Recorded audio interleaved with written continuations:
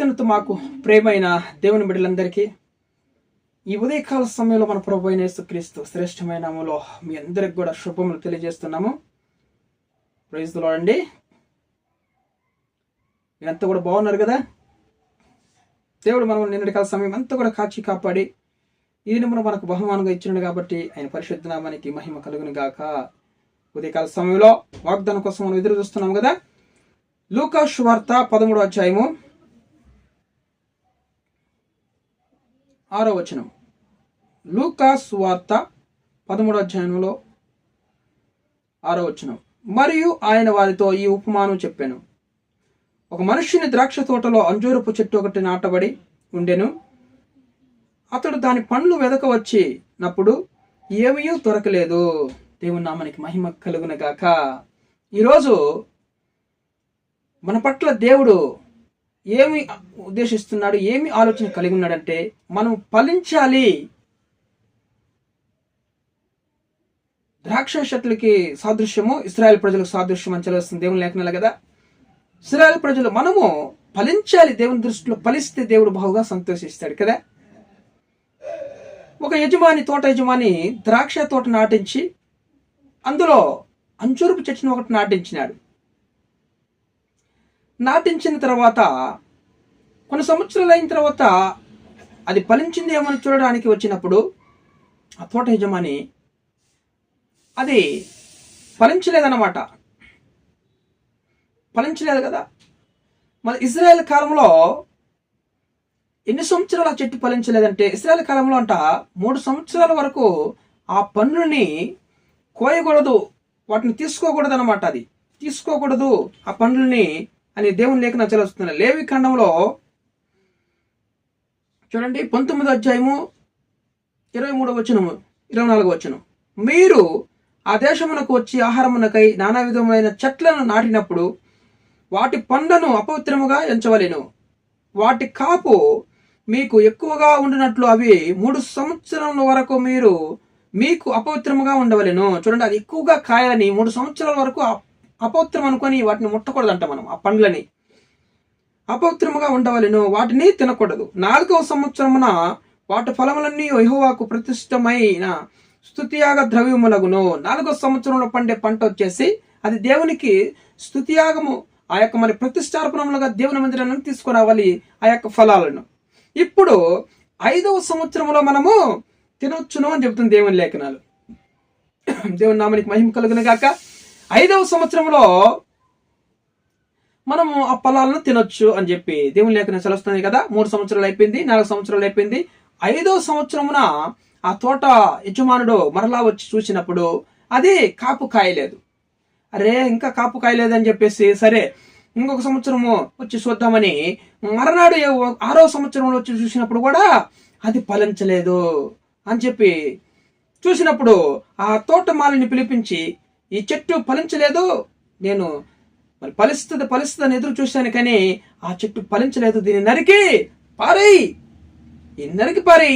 దీనివలన ఈ స్థలం ఎందుకు వ్యర్థమైపోవాలని ఆ తోట యజమాని తోటమాలతో చెప్తున్నాడు అనమాట. అయ్యా, ఇంకొక సంవత్సరము విడవండి, దాని చుట్టూ తవ్వి ఎరివేసి నేను బాగా నీళ్ళు కడతాను, అప్పుడేమైనా ఫలిస్తుందేమో చూద్దాము, లేదని ఎడలా దాన్ని నరికి పారేద్దామని చెప్పినట్లు అని తోటమాలి చెప్పినప్పుడు సరే ఇంకొక సంవత్సరం ఎదురు చూస్తామని ఇంకొక సంవత్సరం ఎదురు చూస్తున్నాడు. 7వ సంవత్సరం వచ్చినాడు. 7వ సంవత్సరం వచ్చినప్పుడు అప్పుడు కూడా అది ఫలించలేదు, దీన్ని నరికి పారేయ్ అని చెప్పి కోపంతో తన తోట యజమాని చెప్పడం మనం చూస్తున్నాం అనుకో. 7వ సంవత్సరము మరి సంపూర్ణటువంటి సంఖ్య దేవుడు మనకి సంపూర్ణంగా మనకి ఈరోజు బహుమానం ఇవ్వాలని చూడండి చూస్తున్నాడు దేవుడు. 7వ సంవత్సరం కూడా అది ఫలించలేదు అనమాట.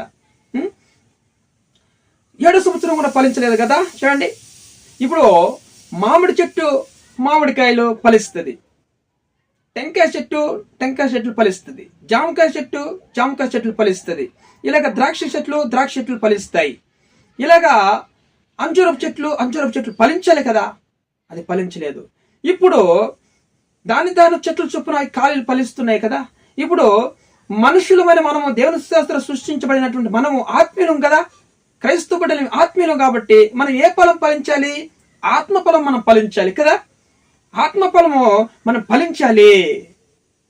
ఆత్మ ఫలము ఫలించాలంటే ఆత్మ ఫలము ఏమనగా చూడండి, ఎలాంటి ఫలాలు అవి? ఆత్మ ఫలం ఏమనగా చూడండి, గలతీయులకు రాసినటువంటి పత్రికలో 5వ అధ్యాయము 22వ వచనంలో మనం చూసినట్లయితే అయితే ఆత్మ ఫలం ఏమనగా ప్రేమ, సంతోషము, సమాధానము, దీర్ఘశాంతము, దయలత్వము, మంచితనము, విశ్వాసము, సాత్వికము, ఆశా నిగ్రహము. ప్రేమ ఫలాలు విన్నారు కదా. ఈరోజు మనం ఏం ఫలాలు ఫలించాలి? ఆత్మీయమైన మనము ప్రేమ ఫలాలు ఫలించాలని దేవుడు ఎంతో ఆశ కలిగి ఉన్నాడు మన పట్ల. మరి దేవుడు చూసినప్పుడు మనము కారు ద్రాక్షలు మనం ఫలిస్తున్నామని దేవుని లేఖనాలు సెలవుస్తున్నాయి. ఈరోజు నువ్వు ఆత్మ ఫలాలను ఫలించాలని దేవుడు కోరుకుంటున్నాడు కదా. ఆత్మ ఫలాలు ఫలిస్తావా? ఆత్మ ఫలాలు, భార్య భర్తను ప్రేమించాలి, భర్త భార్యను ప్రేమించాలి, తల్లిదండ్రులు పిల్లలను ప్రేమించాలి, పిల్లలు తల్లిదండ్రులు ప్రేమించాలి. ఇలాగా సేవకులు సంఘాన్ని ప్రేమించాలి, విశ్వాసును ప్రేమించాలి, విశ్వాసులు సంఘాన్ని ప్రేమించాలి, సేవకుని ప్రేమించాలి, దైవ సేవకుని ప్రేమించాలి. మనం ఒకరికొకరు ఇలాగా చూడండి, ఆత్మీయులుగా ఒకరికొకరు మనం ఉద్యోగంలో తోటి సహోదరులను ప్రేమించాలి. ఇలాగ ఒకరినొకరు ప్రేమించడం అంటే అది ఆత్మఫలం. ఈ ఆత్మఫలం దేవుడు ఎదురు చూస్తున్నాడు. దేవుడి నామానికి మహిమ కలిగిన గాక. హల్లెలూయా. దేవుడు ఎదురు చూసినప్పుడు ఎప్పుడైతే మనం ఇంకా ఇంకొక సంవత్సరం అంటే పొడిగించుకుపోతా ఉన్నప్పుడు దేవుడు మనకి ఎన్నో అవకాశాలు ఇచ్చాడు, ఎంతో సమయాన్ని ఇచ్చినాడు. నువ్వు అప్పుడు కూడా ఫలించుకుని ఉంటే నరకబడి అగ్నిలో పారవేయమంటాడు మన ప్రభు అయిన యేసుక్రీస్తు దేవుడు. హల్లెలూయా. కాబట్టి ఎంతో సమయం ఈరోజు నువ్వు మారుమనసు పొందాలని, ఆత్మఫలాలు ఫలించాలని. ఈరోజు నీ ప్రేమ లేదేమో నీ భర్త పట్ల, ఈరోజు నీ భార్య పట్ల నీకు ప్రేమ లేదేమో, తల్లిదండ్రుల పట్ల బిడ్డలకి ప్రేమ లేదేమో, బిడ్డల పట్ల తల్లిదండ్రులకు ప్రేమ లేదేమో. ఈరోజు చూడండి, ఒకరు సంఘంలో ఐక్యత కలిగి సేవకులు ప్రేమించాలి, సేవకులు సంఘాన్ని విశ్వాసాలను ప్రేమించే బిడ్డలుగా ఉండాలి. హల్లెలూయా. ఈరోజు ఇలాంటి ప్రేమలు ఎంతో కొరవైపోయినాయి కాబట్టి ఈరోజు మనం ఆత్మఫలాలు ఫలించాలని దేవుడి లేఖనాలు చెలుస్తున్నాయి. మరి దేవుడు వచ్చి చూసినప్పుడు మనం ఫలించుకుంటే అన్యాయంగా నరకానికి వెళ్ళిపోతాం. అది మనకి తెగదు కదా దేవుని బిడ్డలకి. ఇప్పుడైనా కూడా మనం మారుమనసు పొందాలి, ఆత్మఫలాలు ఫలించుదామా? దేవుని సన్నిధికి వద్దాం. మనపూర్వకంగా దేవుని నామానికి మహిమ కలుగును గాక. వీడియో చూస్తున్న మీరు అందరూ కూడా దయచేసి సబ్స్క్రైబ్ చేయండి, లైక్ చేయండి, ఇతరులకు షేర్ చేయండి. దేవుడు మీ కుటుంబాన్ని ఫలింపు చేయను గాక. ప్రార్థన. ప్రేమ కలిగిన మా ప్రియ పరలోకపు తండ్రి, ఉదయకాల సమయంలో మనం ప్రేమించి మంచి వాగ్దానం ప్రభు, ఆత్మఫలాలు మీరు ఫలించాలని తండ్రి నువ్వు ఎదురు చూస్తున్నావు తండ్రి. మేము కార్యదాక్షలు కాయకుండా ఆత్మఫలాలు ఫలించే బిడ్డలుగా ఉండడానికి సహాయం చేయమని వేడి చూస్తున్న వాళ్ళందరూ కూడా నాయన ప్రభు మారు మనసు పొంది ఆత్మఫలాలు ఫలించాలి తండ్రి.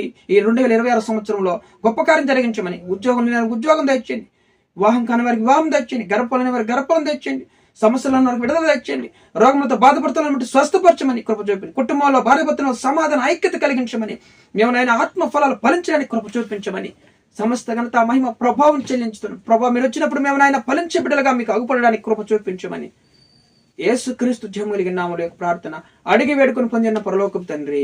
ఆమేన్.